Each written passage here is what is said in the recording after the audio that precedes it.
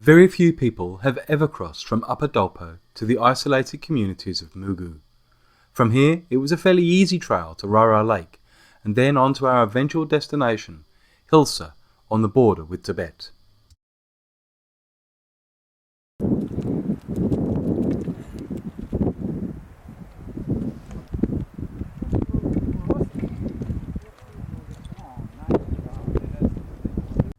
Dolpo means land of canyons, some of which are 1,000 meters deep. The terrain is hard on your body and equipment, and after 130 days on the trail, our 3 stoves began to break down.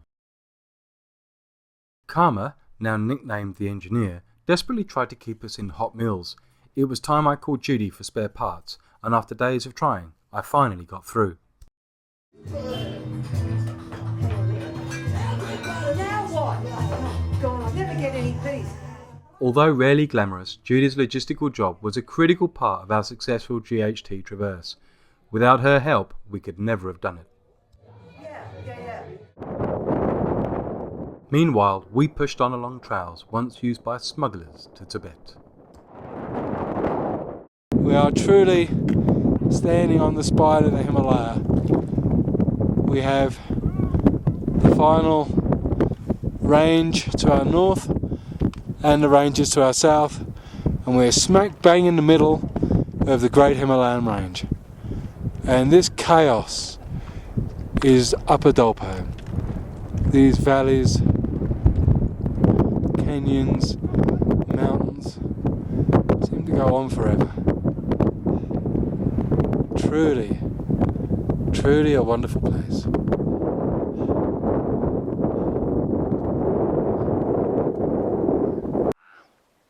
We are now pretty well at the top end of the Swaksa Valley, and even here in this remote corner of Nepal, there are people. Here, Yasagumba hunters and people tending their yak herd. Just to the north of us is this rather large snowy lump at the border with Tibet. So we've come over the Yalala, which is the craggy ridge behind me, and we've made the campsite. Beautiful spot. And I've been talking to our 2 local guides, Nima and Fuba, who are showing us from Pho all the way across these 3 passes to Mugu. Without them, we'd have no chance of ever finding it. They've just been telling me that the old pass is next to the Black Mountain up behind me. The reason why they made a new pass is because too many people died on this route. There's a good reason to make a new pass. But it's a new route and it's very small, and without them we would have no chance whatsoever of being able to find this trail.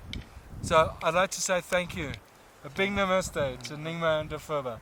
Without them, we'd have no chance of being able to do this plateau. Thank you.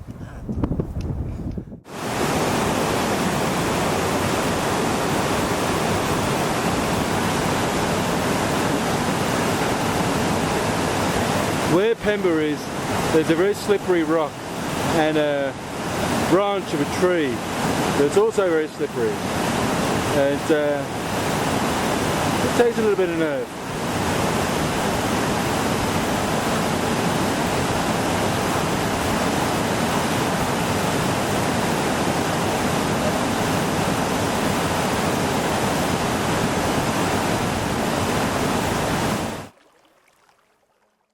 Our arrival at Rara Lake signalled another rest stop and a welcome chance to recover from the most challenging terrain the Himalaya can throw at a bunch of trekkers. Rara was also the beginning of the end of our Great Himalaya Trail adventure. From here we were to follow the Kanali River corridor through villages of Kus people. Nearly all of the children and most of the older folk aren't used to seeing trekkers in these far western regions, and our camp was normally surrounded by a crowd of curious locals eager to learn about our weird and unusual ways. The districts of Mugu, Humla, Bajang and Darchula are largely untouched by tourism. It's like stepping back in time to the first days of Himalayan adventures. The Kus people had the first Himalayan empire 1,000 years ago, and they still live here, surrounded by animist gods that are worshipped in trailside shrines. As we followed herds of pack animals, some including goats laden with salt.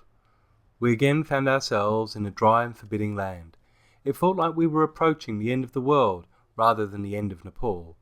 But it was the end for us on our quest to follow the Great Himalaya Trail.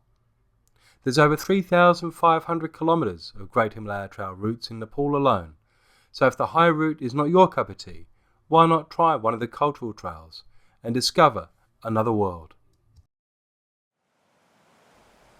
Trekking in the Nepal Himalaya is a precarious balance between pursuing your dreams and the unpredictability of living in the mountains.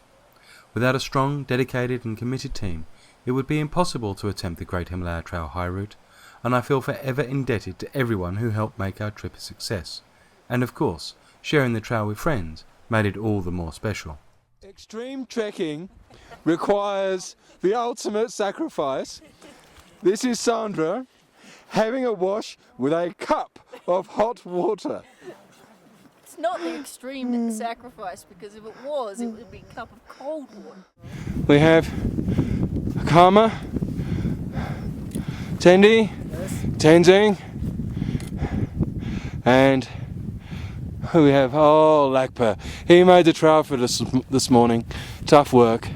Then behind him is Dawa and Pemba rooting through my bag trying to find a sat phone. But what I'd like to do is say thank you to these guys. Tough bunch of guys. Really tough.